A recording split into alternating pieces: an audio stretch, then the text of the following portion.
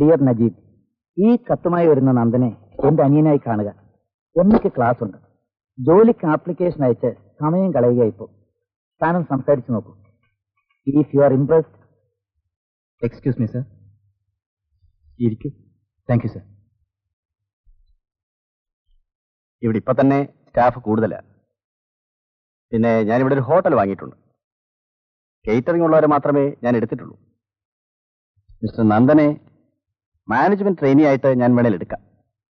തസ്തിക അതാണെങ്കിലും ഒരു ഹോട്ടലിലെ മിക്കവാറും എല്ലാ ജോലിയും ചെയ്യേണ്ടി വരും. No problem sir. ഈ സ്ഥലം എങ്ങനെ ഇഷ്ടപ്പെട്ടോ? നടന്നോ, എങ്ങോട്ട് വേണം നടന്നോ. ഇത് നമ്മുടെ ഞാൻ വാങ്ങിച്ചിട്ടിരിക്കുക. ആ, നിന്നോട് പറഞ്ഞില്ലല്ലേ. ഇവിടെ നമ്മൾ വീട് വയ്ക്കുന്നത് ഇവരുടെ കാര്യമാണോ? ഇവര് വയ്ക്കോളൂ. ഇപ്പൊ പുറമ്പോക്കല്ലേ എന്ന് എഴുതി കളിക്കുക. അതും ഞാൻ വില പറഞ്ഞു വെച്ചിരിക്കുക. ആ, നമ്മളിവിടെ താമസമാക്കുമ്പോ ഇവനെന്ത് ചെയ്യും? ഇവന്റെ പേരിൽ ഇത് വാങ്ങിച്ചാ ഇവൻ ഇച്ചിരി പ്രസംഗവും ഭരണമൊക്കെ ആയിട്ട് അവിടെ കഴിഞ്ഞോളൂ. അപ്പൊ ഭക്ഷണവും എടാ അവിടെ കയറി കൂടിയാലേ ഭക്ഷണത്തിനെന്നല്ല ഒരു കാര്യത്തിനും പ്രശ്നമില്ല. ഇവിടെ വീട്, രണ്ടു വശത്തും ഗോൾ പോസ്റ്റ്. നമ്മൾ എപ്പോഴും ഇങ്ങനെ ഫുട്ബോൾ കളിച്ചുകൊണ്ടേയിരിക്കും. പിന്നെ ഒരു ഗുണം എന്താന്ന് വെച്ചാല് ഇവിടെ കിടന്നുകൊണ്ട് സമയം അറിയാം. എങ്ങനെ മതി തനിച്ചപ്പോ മതിയോ? പോവാം. അപ്പൊ എന്റെ കാര്യം? നിന്റെ കാര്യം എന്തോന്ന്? എനിക്കൊരു 5 രൂപ തരണം. ഇന്നലെ തന്നെ ബാക്കി അവിടെ ബാക്കി. പിന്നെ നന്ദനെ കണ്ടോ? ഇല്ല, ഇന്നലെ അവൻ ജോലി ജോയിൻ ചെയ്തു. മാനേജ്മെന്റ് ട്രെയിനി ആയിട്ട് hotel blitz international. Thank you. You are welcome.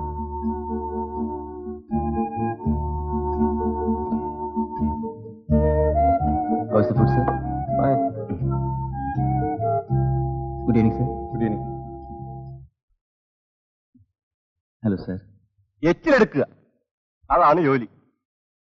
Auto suit ഇടുന്നെന്ന് മാത്രം. കീഴെടുത്ത് രാമണ്ണുവന്റെ കൊച്ചുമാക്ക് പറ്റിയ ചെറുക്കൻ. നടത്തിക്കോണം. എന്നെ കിട്ടത്തില്ല. എന്നെ ആരും കണക്കിലെടുക്കണ്ട. ഞാൻ പണം മാത്രം ഉണ്ടാക്കുന്ന ഒരു യന്ത്രമല്ലേ. ഒരു അറ്റായം കഴിഞ്ഞ് നടക്കുക, രാപകലില്ലാതെ. നിന്നെയൊക്കെ ഊട്ടാൻ വേണ്ടി മക്കൾക്കോ വേണ്ട, നിനക്കെങ്കിലും വിചാരം വേണ്ടേ? ഇങ്ങനെയൊന്നും പറയരുത്. പിന്നെ പറയാതെ. മക്കൾക്ക് അച്ഛനെന്നില്ല, നിനക്ക് ഭർത്താവെന്നില്ല. കണ്ട അലവലാദികളൊക്കെ വീട്ടിൽ വിളിച്ചു വരുത്തി. ആവശ്യമില്ലാത്ത സംസാരിക്കുന്നത്. എനിക്ക് നന്ദേട്ടനെ ഇഷ്ടമാണ്. ഞാൻ നന്ദേട്ടനെ മാത്രമേ കല്യാണം കഴിക്കൂ. പോകാനല്ലേ പറഞ്ഞത്? കുറെ കൂടെ ഉച്ചത്തിൽ അലവ് വിളിക്ക്. മക്കളെ ചെവി കേട്ടെ. അത്രത്തോളം വഷളായിട്ടുണ്ടല്ല.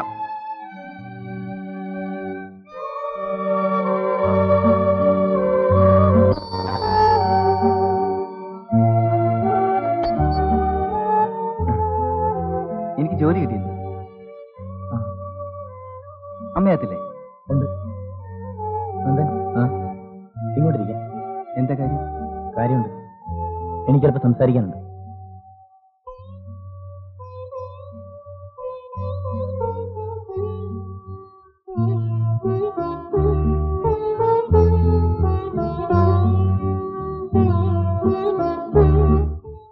സംസാരിക്കാനുണ്ടെന്ന് പറഞ്ഞിട്ട് നന്ദൻ ഇവിടെ വരുന്നത് അച്ഛൻ ഇഷ്ടമല്ല.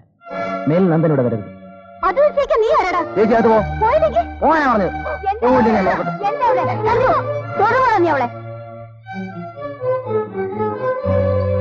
എന്തിനാ കുട്ടി ഞങ്ങളുടെ പേര് നശിപ്പിക്കുന്നത്? അമ്മ, ഞാൻ ജോലി. എന്ത് ജോലി? ദയവ് ചെയ്ത് ഇറങ്ങി പോകുന്നുണ്ടോ ഇവിടുന്ന്?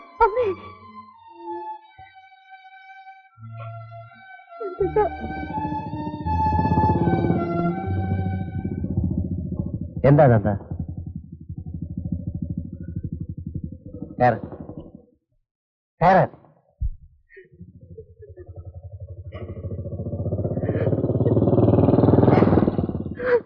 അമ്മക്ക് എങ്ങനെ മനസ്സിലാന്നമ്മേ? നന്ദേട്ടനോട് ഇവിടുന്ന് ഇറങ്ങിപ്പോകാൻ പറയാ. നന്ദേട്ടൻ എന്ത് തെറ്റ് ചെയ്തു?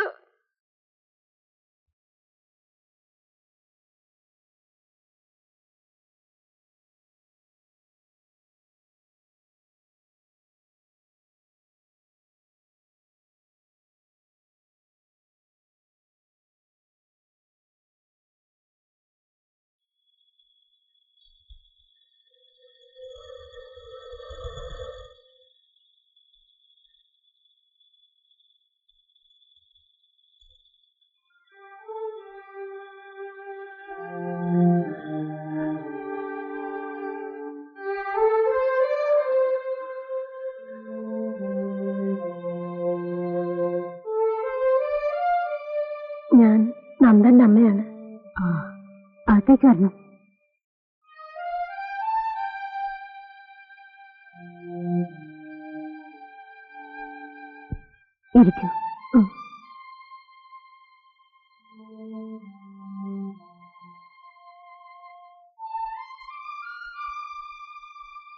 ദേവിമോള് കോളേജിൽ പോയിരിക്കുകയായിരിക്കും അല്ലേ? അതെ.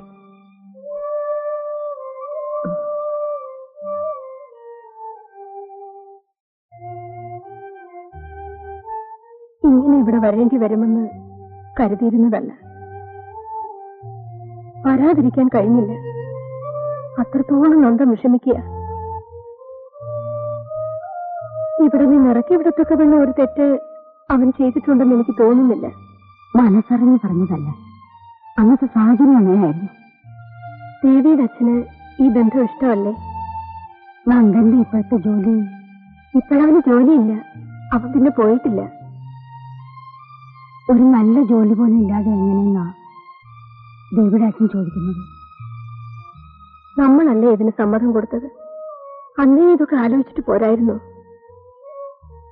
അവന് പഠിപ്പുണ്ട്, നല്ലൊരു ജോലിയും കിട്ടും.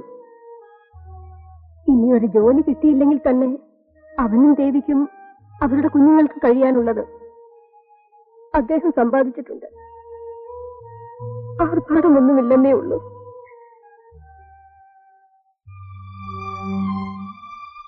നിങ്ങൾക്ക് അവനെ ഇറക്കി വിടാം.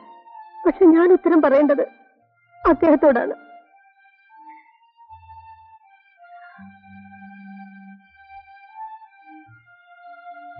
ഈ ബന്ധം അവിടെ വെച്ച് നിർത്തണമെങ്കിൽ അത് തുറന്നു പറയണം. എന്റെ കുഞ്ഞിനെ ഞാൻ പറഞ്ഞ് സമാധാനിപ്പിച്ചോളാം. അങ്ങനെയൊന്നും പറയരുത്. ഇത് നടക്കണമെന്നാണ് എന്റെ ആഗ്രഹം. അവരത്രത്തോളം അടുത്തുപോയി.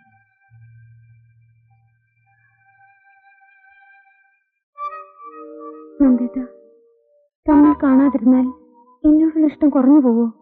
എപ്പോഴും കണ്ടുകൊണ്ടിരിക്കുകയല്ലേ. മനസ്സിനറിയ ദേവിയാണ്.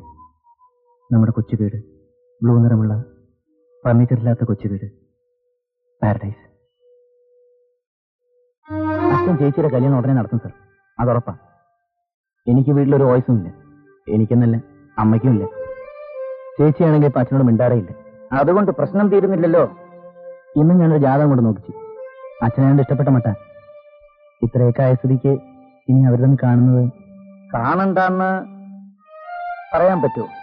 അങ്ങനെ പറഞ്ഞാൽ അവര് കാണാതിരിക്കുമെന്ന് തോന്നുന്നുണ്ടോ? നിന്റെ ഭാഗത്തു നിന്നും ഒരു തെറ്റും ഉണ്ടാകരുത്. പണം നമ്മളെക്കാൾ കൂടുതൽ അവർക്കുണ്ട്. ഉള്ളതിനേക്കാൾ ഉണ്ട് എന്ന ധാരണയാണ്. ദേവിക്ക് അങ്ങനൊന്നുമില്ല. ദേവി പാവമാണമ്മേ. ഞാൻ വല്ലാതെ അടുത്തുപോയി.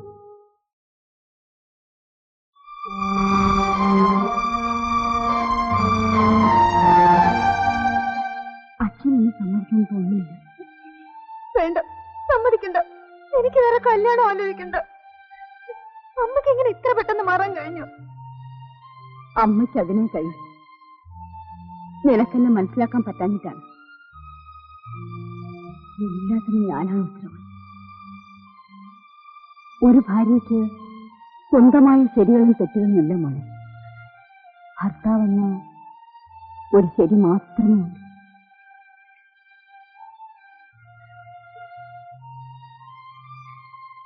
മോളെ, അമ്മ പറയുന്ന കേൾക്കുമോളെ. ചെയ്യേണ്ട എന്താണെന്ന് എനിക്കറിയാം. പേടിക്കണ്ട, ആത്മഹത്യൊന്നും ചെയ്യില്ല. ഈ മാസം ഒന്നും വാങ്ങിച്ചേരില്ലമ്മേ. കൈ കിട്ടുന്ന 800 രൂപ ഗ്രേസി കൊച്ചമ്മയ്ക്കും താരയ്ക്കും ഒരു സാരി, അച്ചായനൊരു കാർട്ടൺ സിഗരറ്റ്, അപ്പച്ചനൊരു കഫ്ലിംഗ്. അയ്യോ വിട്ടുപോയി, ഒരു വലിയ ലിസ്റ്റിനെ ഏൽപ്പിച്ചിരിക്കാം മോള്. അതിൽ 1-2 വാങ്ങിച്ചു കൊടുത്തില്ലെങ്കിൽ അവൾ എന്നെ വീട്ടിൽ കടത്തി പൊറപ്പിക്കല്ല. ഇത്രയാവുമ്പോ തന്നെ ഒരു 200 റുപ്പീസ് കടാവും. അണ്ണ എന്നെ കഴിഞ്ഞ അണ്ണ എല്ലാം അടുത്ത മാസം. ഒരു ജോലി കിട്ടിയല്ലോ, അത് തന്നെ ഭാഗ്യം. ജോലി അന്വേഷിക്കുന്നത് ഞാൻ, പക്ഷേ കിട്ടിയ സണ്ണിക്ക്. കിട്ടിയെന്ന് പറയാറായിട്ടില്ല. കളി ജയിക്കണം, അതാ കണ്ടീഷൻ. കേരള ട്രോഫി വിൻ ചെയ്യണം. നാളെ മുതൽ കോച്ചിങ് ക്യാമ്പ് തുടങ്ങാം. ദേവി ഇപ്പൊ ചെയ്യേണ്ടത് അച്ഛൻ പറയുന്നത് കേൾക്കുക. അച്ഛനെ അനുസരിച്ച് നിങ്ങൾ തമ്മിൽ ഇപ്പോ ഉള്ള അകൽച്ച കുറയ്ക്കുക. എന്ത് ചെയ്യണമെന്ന് എനിക്കറിയാം. ഞാൻ തന്നെ ഒരു തീരുമാനം എടുക്കേണ്ടി വരും. ഇക്കാര്യത്തിൽ ഞങ്ങളെ പ്രോപ്പറായി ഗൈഡ് ചെയ്യാൻ ആരുമില്ല, അങ്കിൾ ഉൾപ്പെടെ. ഈ വിഷയം ചർച്ച ചെയ്യുന്നത് എല്ലാവർക്കും ഒരു രസമാണ്, ഒരു ലവ് സ്റ്റോറി വായിക്കുന്ന പോലെ. ബോൾഡായി ഒന്ന് ഹെൽപ്പ് ചെയ്യാൻ ആരുമില്ല. ഞാനുണ്ട്. ഞാനെന്ന് പറഞ്ഞ ഞാൻ, താര, ഗ്രേസി കൊച്ചമ്മ, ഔസേപ്പച്ച. ഞാനും ഉണ്ട്. വഴി ഒന്നേ ഉള്ളൂ, രജിസ്റ്റർ മാരേജ്. ധൈര്യമുണ്ടോ? അമ്മയ്ക്കത് എന്ന് പറഞ്ഞാൽ പറ്റില്ല. ആദ്യം കാര്യം നടക്കട്ടെ, പിന്നെ അമ്മയെ പറഞ്ഞ് മനസ്സിലാക്കാം.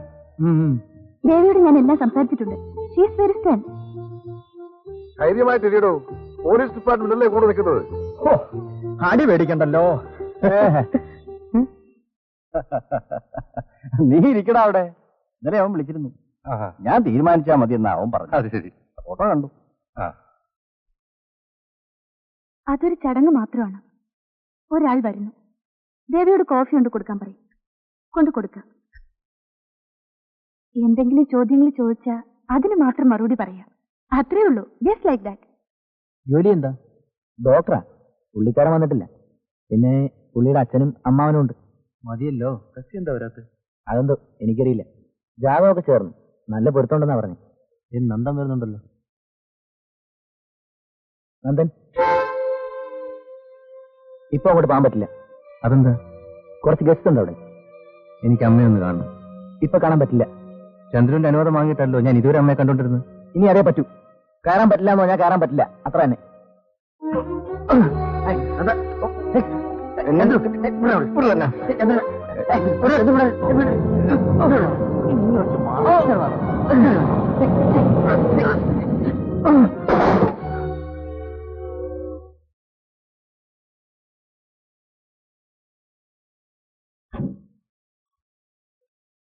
എന്താ ഇത്? താൻ കയറോടെ വണ്ടിയിൽ.